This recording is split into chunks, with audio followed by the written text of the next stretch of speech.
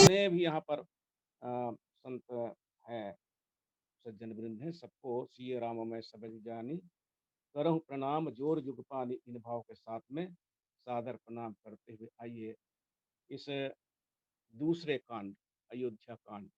और अयोध्या कांड का जो कहा जाता है कि अयोध्या कांड का जो मध्य भाग है, ये बड़ा ही सार्थक उत्तरार्ध है, वो बहुत सार्थक है। लेकिन पूर्वार्ध में जो घटना घटी है अयोध्या कांड में, ये उस राम कथा के प्रणयन में एक बहुत बड़ा स्थान रखता है, महत्व के स्थान रखता है। और उसी में एक प्रसंग है जहाँ पर जो राज तिलक महारस भंग हुआ, और उस राज तिलक महारस भंग का जो कारण जो बना, जो कारण बना, उस कारण के पीछे जहाँ हम चलते हैं तो वास्तव में मानव जीवन दर्शन, ये मानव का जीवन दर्शन है।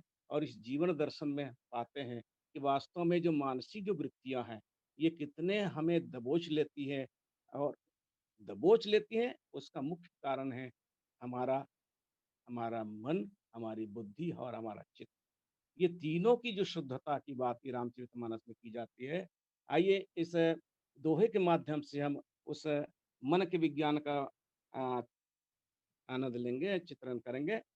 सांझ समय सानंद नृप, गयहु के कई गेह, और गवन निठुरता निकट किय, जनु धरि देह स्नेह।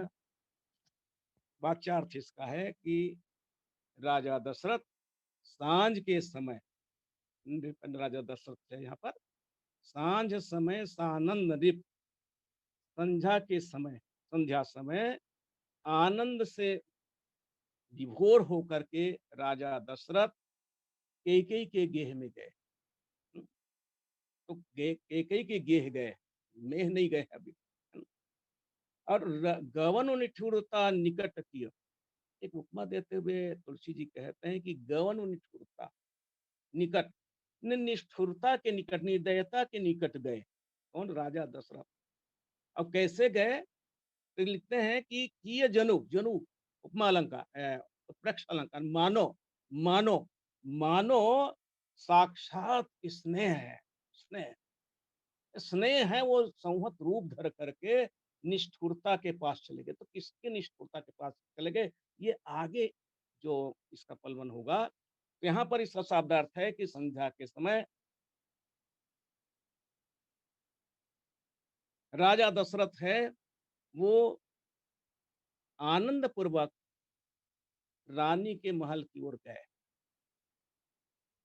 और नीचे अलंकारिक भाषा में लिखते हुए तुलसी जी कहते हैं कि मानो स्नेह है, संहत रूप धर करके निष्ठुरता के पास गए। लेकिन किसके निष्ठुरता के पास गए, इस पर हम विश्लेषण करेंगे। प्रस्तुत दोहे के माध्यम से हम चित्रण करेंगे उन मनोभावों का। और अब बाबा तुलसी ने बड़े ही मार्मिक भाव से इन भावों को लिया है कि वास्तव में मधुरेन समाप्येत, किसी कथा का कथा की समापन हम मधुरता से करें। है ना? इसलिए हम जब भोजन करते हैं तो उसके बाद एक मीठा ने कोई गुड़ का डला या खा ले कुछ मीठे। लेकिन रामचरितमानस एक ऐसा ग्रंथ है जिसके अंत में बाबा तुलसी ने उस मानस रोगों का वर्णन किया। इसका तात्पर्य है कि वो सचेत किया मानव जीवन को कि यद्यपि आपका मन, बुद्धि, आपके चित्त इसमें कोई विराग अभी नहीं है, फिर भी ये जो मानस रोग है, ये मानस रोग है, ये समय पा करके आ जाते हैं। कैसे आ जाते हैं?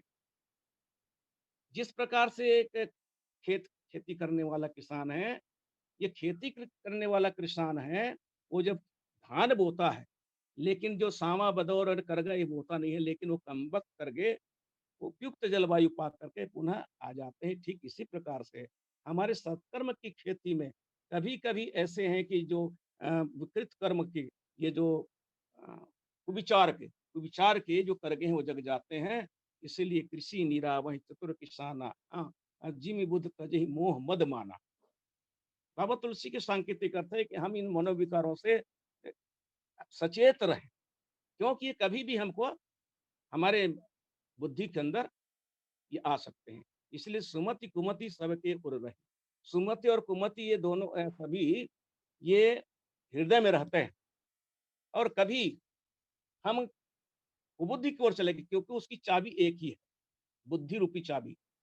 लेकिन कहीं इस सुमति और कुमति के पिटारे को जो एक ही में है, ये 2 पेटियाँ हैं, यदि हम बुद्धि की चाबी यानी कुमति के उस पिटारी में लगा देंगे तो वहाँ से कुमति ही निकलेगी।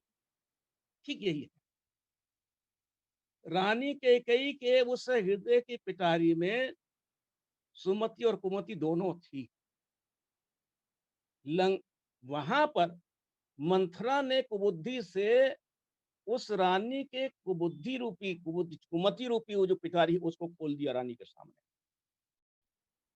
तो सुमति भूमि थल उदर हृदय अगाधु, रानी का विशाल हृदय जिसमें दशरथ के प्रति प्रेम और राम के प्रति अगाध प्रेम था, वो कुछ क्षण के बाद में वो नष्ट हो जाता। और मार्मिक भाव यहाँ पर दिया कि सांझ समय सानंद रिप गए कैकेयी गे। संध्या के समय महाराज दशरथ कैकेयी के घर में जाते हैं। अब महाराज दशरथ कैकेयी के घर में गए तो इसके पहले के तो प्रश्नावना ये है कि एक मन लेकर मनोरथ लेकर के महाराज दशरथ जब एक दिन दरबार में बैठे, दरबार में जब बैठे तो राय सुभाय मुकुर मन दीनदार। तो राय उसने अपने दर्पण दर्पण लिया और अपने चेहरे को देखा। जब चेहरे को देखा तो वहां पर जो उसका मुकुट था वो सम हो गया था। तो वदन बिलो के मुकुट समकिन्ना, विषम था उसको सम किया। तो श्रवण समीप भय सित केसा मानव जरठ पन कर उपदेशा। यहाँ पर राजा दशरथ स्वभाव से दर्पण देखते थे और स्वभाव से दर्पण देखना ही ये आत्मावलोकन करना है, आत्मावलोकन करना है। तो दशरथ जी ने देखा कि मुकुट टेढ़ा हो गया तो मुकुट उसको सचेत कर रहा है, उपदेश दे रहा है। ये प्रतीकवाद है, हमारे यहाँ इस प्रतीक चलता है ये। तो दशरथ जी उसको सम किए। मुकुट ने कहा कि राजा दशरथ तुम बूढ़े हो गए हो। जैसे ही उसको संभाला तो उसके श्रवण समीप भय कैसा उस श्वेत केश ने उसको कहा कि राजा तुम बूढ़े हो गए हो। पहले में संभाल नहीं पा रहे हो, दूसरे में बूढ़े हो गए हो। तो ये 2 उपदेश दिए। मुकुट ने कहा कि तुम संभालने लायक नहीं हो, राज राज मुकुट को सौंप दो। केश ने कहा कि तुम बूढ़े हो गए हो, अब तुम्हारा प्रस्थान वानप्रस्थ की होना चाहिए और संभाले हुए हो। तो जरठपन कर उपदेशा, बुढ़ापे ने उसको उपदेश किया। और यही हमारे और आपके मन के ये चेतना है, वो जब जागृत हो जाती है, जिसको कहते हैं जागृत अवस्था।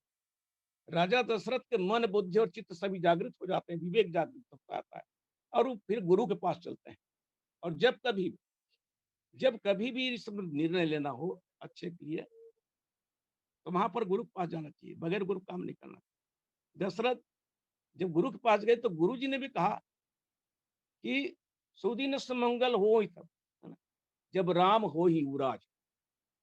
राजा दशरथ के मन में मनोरथ जागा, उसने प्रजा से भी अपने दरबारियों से भी पूछा, गुरुजन से भी पूछा, रनिवास में आकर के।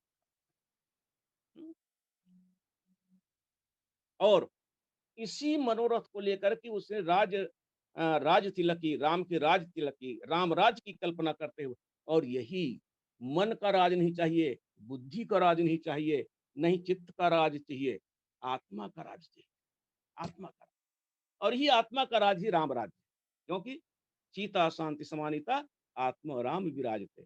तो आत्मा का जहाँ पर राज होगा, तो वहाँ पर सब ठीक-ठाक चलेगा, सब नर करहि परस्पर प्रीति। चलहि स्वधर्म निरत सुकृति।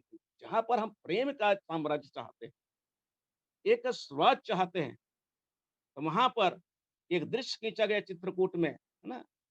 सचिव विराग विवेक निदेशु, विपिन सुहावन पावन देशु, सम जम नियम शैल राजधानी, शांति सुमति सुचि सुंदर रानी।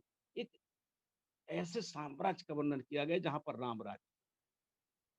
लेकिन उस अयोध्या में जहाँ पर एक उस कांड को मोड़ दिया गया, वह थी लोभ की वृत्ति। मंथरा के उस कुबड़ में लोभ की वृत्ति थी, राग और द्वेष की वृत्ति थी। क्योंकि इकरारनामे के अनुसार से राजा दशरथ कैकेयी के पुत्र को, भरत को राज देने की जो बात कही थी, करारनामा हुआ था, लेकिन रानी के राम के प्रति प्रेम को देख करके, रानी कैकेयी के राम के प्रति उसके, यानी राम प्रेमी थे, राम से, क्योंकि उसने कहा कि अ, सीताराम मेरे बहू हो जाए, कुछ कामना थी। राज तिलक को देख करके राजा, जब मंथरा कहती है कि राज तिलक हो रहा है, तो रानी बहुत आनंदित होती है। लेकिन जहां पर रानी के उस कुमति को उभारने का प्रयास किया, और मंथरा ने लोभ की वृत्ति को रानी के हृदय में डाल दिया।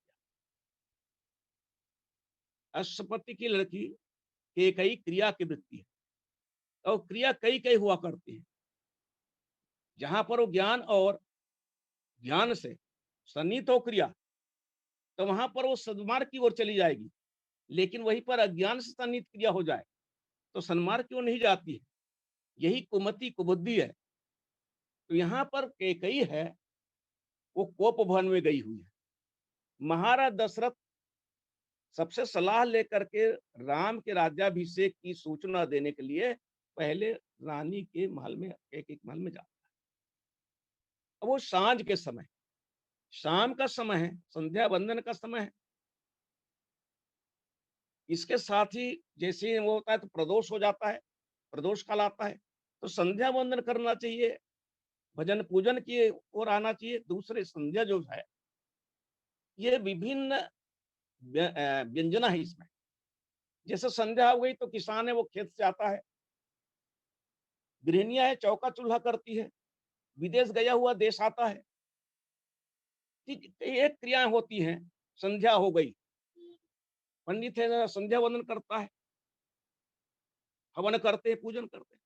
लेकिन यहाँ पर राम राज्य की, राम राज्य की कल्पना करते हुए, सत्य प्रेम जेहि राम पद, ऐसे राजा दशरथ कैकेयी के महल को जा रहे हैं, सांझ को जा रहे हैं। अब शाम को जा रहे हैं तो वहां पर शाम को ही क्यों जा रहे हैं? तो बहुत सारे विद्वानों ने अपने अपने ढंग से कहा कि शाम इसलिए हो गई वहां पर, क्योंकि गुरु के पास गए, फिर राज दरबार में गए, फिर वहां पर सलाह मंत्रणा हुई, फिर जितने भी वहां पर सामग्रियां हैं उसको इकट्ठा करने के लिए निर्देश किया गया। तो वैसे सोचते सोचते राजा को शाम हो गई।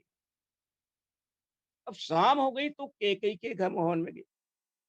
अब कल्पना करिए, जिसका विवेक जागा हुआ है ऐसा राजा दशरथ, कैसे धर्म धुरंधर गुण निधि ज्ञानी, हृदय भगति मति सारंग पानी। भगवान के भक्त में जिसका जिसका भगवान के चरणों में जिसका मन लगा हुआ है, और भगवत भक्ति का कभी विनाश नहीं होता। लेकिन यहाँ पर इस घटना से हम देखते हैं कि वास्तव में भगवत भक्त का विनाश हुआ। कारण क्या है? कारण क्या है कि इस प्रकार से राजा दशरथ है वो सरेंडर हो गए। तो यहाँ पर है कि सांझ के समय गए राजा दशरथ रात्रि को कैकेयी के यहाँ गए।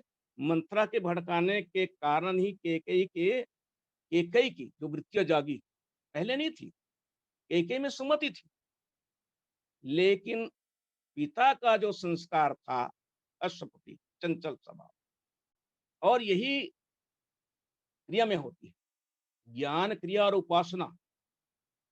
तो राजा दशरथ क्रिया की ओर चलते हैं, ज्ञान की ओर न जाकर क्रिया की ओर चलते हैं। और क्रिया है वो दोनों होती है, विनाशकारी भी होती है और सृजनकारी होती है।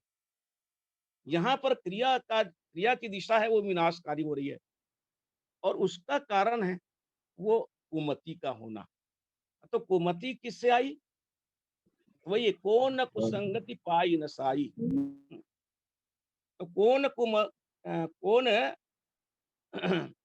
कुसंगत पाई नसाई और रहा न नीच मते चतुराई। नीचों के संगत में जाने पर ये चतुराई नहीं चलती है। और वही रानी जिसको अधर बुद्धि भी कहा गया है, हम्म, जिसकी बुद्धि का कोई आधार नहीं है, अधर बुद्धि। तो रानी को अधर बुद्धि इसलिए कहा गया क्योंकि उसकी बुद्धि के आधार जो के कौन है? मंथुरा। और मंथुरा इसी है ना, कपट कुचाली है। और रानी उसको संग में पढ़ करके अपने एक दिशा को भूल जाती है। और जहां पर है ना, दिशा भूल गई, दिशा ने अच्छी नहीं है तो उसकी दशा भी अच्छी नहीं होगी। नियत अच्छी नहीं है तो उसकी नियति भी अच्छी नहीं होगी। इसलिए हम और आप अपने मन, बुद्धि और चित्त को एक सही दिशा में ले जाने के लिए उस आत्म तत्व का चिंतन करिए, महत्वपूर्ण है।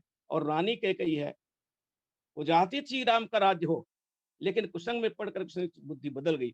तो मंथरा ने लोभ की वृत्ति को रानी कैकेयी के हृदय में डाल दिया, चित्त में डाल दिया। अब राजा कैकेयी के महल में गए। इसका तात्पर्य क्या है कि राजा है वो कैकेयी को सबसे ज्यादा पसंद करता, सबसे ज्यादा प्रिय थी वो। अब क्यों प्रिय थी? इसीलिए कि वो सभी से सुंदर थी, विश्व सुंदरी थी रानी कैकेयी। दूसरी बात है कि उसमें ओजस्विता थी। तीसरी बात है कि वो राजनीतिज्ञ थी, विदुषी थी। ये रण कौशलता उसमें थी, उसमें कुशलता थी। इसीलिए राजा दशरथ उससे ज्यादा लगाव रखते थे। और हो सकता है कि राजा दशरथ शाम का कलेवा वो रानी के महल में क्या करते हो, इसलिए सांझ को गए। इस तरह से इसमें बहुत सा विचार आ रहा है कि राजा दशरथ, किसी ने कहा कि वो काम के वशीभूत हो गए, काम के वशीभूत नहीं, क्योंकि राम राज्य की कल्पना करने वाला, संकल्प करने वाला राजा दशरथ, जिसका विवेक जागा हुआ है, वो किसी गलत रास्ते पर नहीं जा सकता है, ये सिद्ध होता है। इसलिए धर्म धुरंधर गुण विधि ज्ञानी। लेकिन वहां पर जब राजा दशरथ कैकेयी के यहाँ गए और कैकेयी को जब नहीं पाए, किसी ने कहा वो कोप भवन गए, कोप भवन गए। तो कोप भवन गए तो कोप भवन सुनि सकुचे उराव, कोप भवन सुनि सकुचे उराव। राम राज्य को लाने के लिए आनंद पूर्वक जो प्रबोधित मन से अपने मनोरथ को लेकर के जब चले जा रहे थे, तो वहां पर देख सुना क्या कि उसकी प्रिय पात्र कैकेयी है, वो कोप भवन में चली गई है। अब कोप भवन में चली गई है तो कोप भवन में चलने का कारण क्या है? कोप भवन में चलने का गुस्सा, क्रोध, क्रोध। तो कोप भवन में चली गई है। और कोप भवन में चली गई है, जो क्रोध है, ये क्रोध की वृत्ति है। वो कैसे आई? वो रानी के हृदय में क्रोध वृत्ति कैसे आई, बुद्धि में? क्योंकि संगात जायते काम, कामात क्रोध विजायते। जो इच्छा आई, इसकी इच्छा हुई मेरे पुत्र को राज मिलना चाहिए और साउथ के पुत्र को बन जाना चाहिए, क्योंकि मेरे प्रति षड्यंत्र हुआ है। क्योंकि ये षड्यंत्रकारी जो तत्व है वो विदेशी मीडिया मंत्रा से आती है, और उसके कारण से रानी है वो अपना मार्ग बदल देती है और सोचती है कि जिसने, क्योंकि मंत्रा उसको कहती है रानी कैकेयी को कि तुम्हारी साउथ ऐसा कर रही है, राजा तुम्हारे प्रति उतने गंभीर नहीं है, चाहते हैं कि वो राम को राज्य देना चाहते हैं। तो शुरू में तो राम का राज देना चाहते हैं, इसको समझ करके तो कैकेयी प्रसन्न होती है। लेकिन जब उसमें द्वैत बुद्धि आती है, तो क्रोधक द्वैत बुद्धि बिन, है, बिना द्वैत बुद्धि के क्रोध नहीं आता। और क्रोध के बिना अज्ञान, अब बिना अज्ञान के कारण नहीं आता है। तो यहाँ पर क्रोध आया, वो भवन में चली गई और देखो, है ना, भयवश जग, भयवश अगहुल पर ही न पाऊ। भय से राजा भयभीत होता है। ऐसा राजा जो चक्रवर्ती था, चक्रपाणि, ऐसा ऐसा राजा, वो भय से भयभीत हो जाता है। तो कहते हैं, तुलसी जी कहते हैं उदाहरण दे करके कि सुरपति बसहि बाहबल जाके, इंद्र भी उसको अपने भी आसन देता था, वो सुरग लेख का राजा। और नरपति सकल रहि रुख ताके, जितने भी राजागण थे इस मृत्युलोक में, ये सभी उसके भाव को ताकते थे कि अब राजा क्या कहेंगे। इस प्रकार से राजा दशरथ एक शक्तिशाली राजा, वीरवान राजा, उसके पैर आगे नहीं बढ़ रहे हैं कोप भवन सुर करके। अब कोप भवन में क्या है, मानवती स्त्रियां हैं। और क्रोध कब आता है? क्रोध एक ऐसा आवेश है, क्रोध को यमराज भी कहा गया और हो गया सिद्ध। तो क्रोध है ऐसा आवेश है, इसको और बाबा तुलसी ने प्रतिक्रिया के रूप में दिया। तो काम, लोभ, अहंकार, ये तीनों क्रियाएं, काम, लोभ, अहंकार, ये तीनों क्रियाएं। और जहां पर मन की भावना, मन मन की भावना जब दूषित हो जाती है, तब वहीं पर लोभ आता है। जहां पर बुद्धि में भावना दूषित हो जाती है, तब क्रोध आता है। और चित्त में जब भावना दूषित हो जाती है, वासना, तो वहीं पर काम का प्रवेश हो जाता है। रानी के हृदय में वो विपत्ति जो डाली गई, कौन सा, विपत्ति बीज वर्षा ऋतु चेरी, और भूमि भई कुमति कई कई केरी। तो जहां पर विपत्ति का बीज बोया गया, वो कुमति की भूमि बोया गया। लेकिन जब वर्षा हुई तो काई भी आ गए भूमि में। इसलिए कहा गया है कि रानी है तो काई कुमति कई केरी, ऐसे भी कहा गया। तो कुमति की काई जम गई फल में, और कुमति की काई में राजा दशरथ फिसल गए। देखिए इस मनोविज्ञान, कुमति की काई में राजा दशरथ फिसल गए ना, विवेक फिसल गया। तो राजा दशरथ जब आनंदित था, संध्या के समय जो गया, वहां पर उसका काम वासना नहीं दिखती है। वास्तव में एक सदिच्छा लेकर के गए वो राजा दशरथ, कि मैं प्रिय पात्र को, प्रिय रानी को ये सब सुनाऊंगा और उससे रानी आनंदित होगी, ये भाव लेकर के गया। लेकिन वहीं पर इस चौथी अर्धाली में जहां पर बाबा तुलसी ने लिखा कि ऐसा राजा जो सूल कुलिस अस अंगमन हारे, ते रतिनाथ सुमन सर मारे। फिर उसने कहा कि सो सुनी तिये रिस गया हूं सुखाई। स्त्री के क्रोध को देख सुन करके वो सूख गया। देखो काम प्रताप बढ़ाई, और काम जो शब्द है, यहाँ पर हम वासना के अर्थ में जरूर लेते हैं, लेकिन काम का बृहद अर्थ है। शुभ कामना कहते हैं, अशुभ कामनाएं कहते हैं, कामनाएं कहते हैं, सदिच्छाएं भी कहते हैं।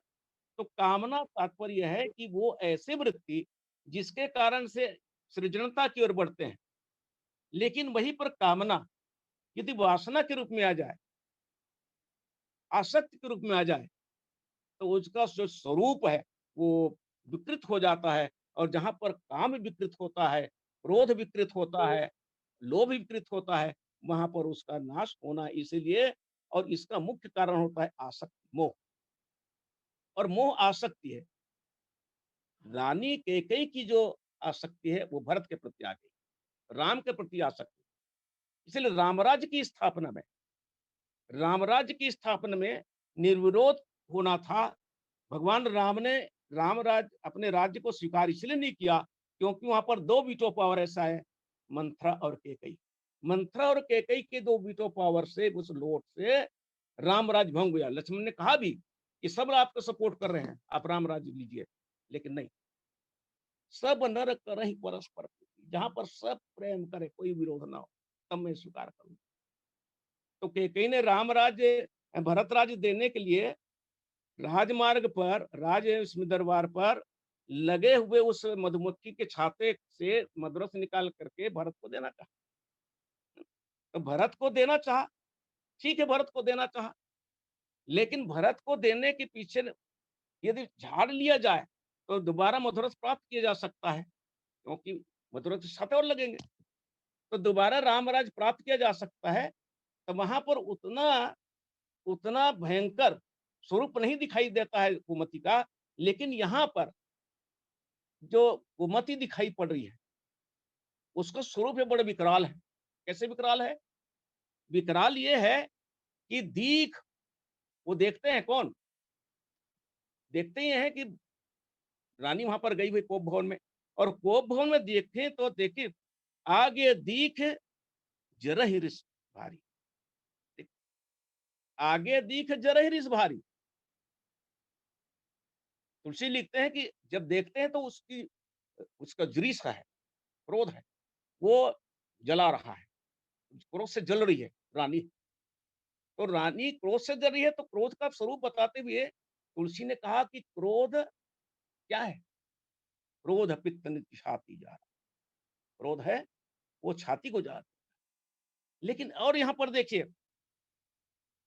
जब मनहु रोष तलवार उघारी, ऐसा लग रहा था कि रानी ऐसे दिख रही थी, उसका हृदय जल रहा था, और मानो उसने रोष रूपी, क्रोध रूपी नंगी तलवार पकड़ रखी, तलवार पकड़ी हुई है। मूठ कुबुद्धि धार निठुराई, उसकी मुठिया पकड़ने का वो कुबुद्धि है, क्योंकि उस मंथरा की जो मति है कुबुद्धि, वो मुठ है। धार निठुराई, उसमें धार है। इसकी निष्ठुरता, रानी की निष्ठुरता, प्राणपति आए हुए हैं ना, पति आए हुए हैं, लेकिन उसकी निष्ठुरता है। तो निष्ठुरता की धार है, और इस निष्ठुरता की धार वाली उस तलवार को धरी कुबरी शान, मानो उस कुबरी ने शान में ना, उसके धार करने की इसमें शान चढ़ाई, कुबरी ने उसको धार कर दिया। इसका तात्पर्य क्या है? तो राजा उस ऋषि को देख कर अब मेरी मौत है, निश्चित है। तो यहाँ पर मरने के बाद या तो अंत है, इसी विवेक का अंत है, राजा का अंत है। तो राजा का अंत होगा तो वहां पर पुनः पुनः दशरथ नहीं पाया जाएगा, या दशरथ वहां पर नहीं रह जाएंगे। तो एक प्राण चला जाएगा, राज्य वहां पर आएगा। कहां पर? जहां पर जहां पर मंथरा के द्वारा दी गई लोभ की वृत्ति है, उसमें राज्य आ जाएगा।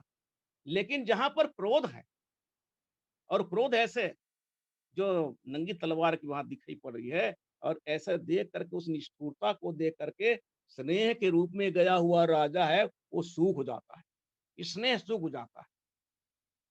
क्योंकि भाई जिससे सरसता लेकर के चला गया है, नारी है, और नारी जहां पर सरसता का, सरस रस का वो केंद्र बिंदु नारी है, किसके लिए? रसिकों के लिए।